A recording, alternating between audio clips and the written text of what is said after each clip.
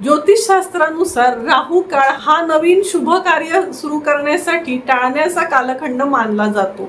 राहू काय आहे तर राहू हा छायाग्रह असल्यामुळे या काळात सुरू केलेल्या कामांमध्ये विलंब, अडथळे, संभ्रम किंवा अनपेक्षित अडचणी येण्याची शक्यता वाढते असं धर्मशास्त्रात सांगितलं आहे.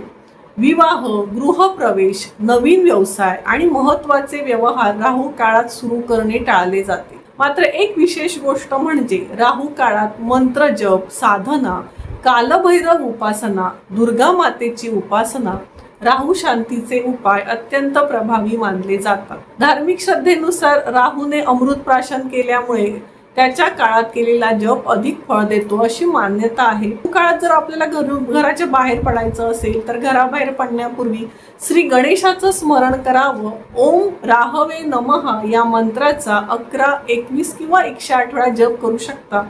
काळे तीळ, उडीद डाळ किंवा निळ्या रंगाचं वस्त्रदान करणं ही शुभ मानलं जातं.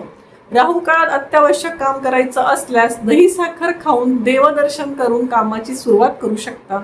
आता आपण राहू काळ कोणत्या वारी कुठल्या वाजता असतो हे पाहूया.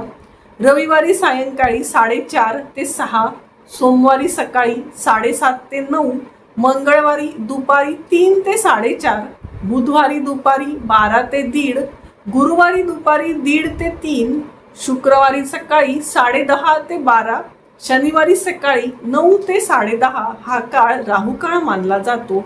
ही वेळ स्थानीय सूर्योदयानुसार थोडीफार बदलू शकते.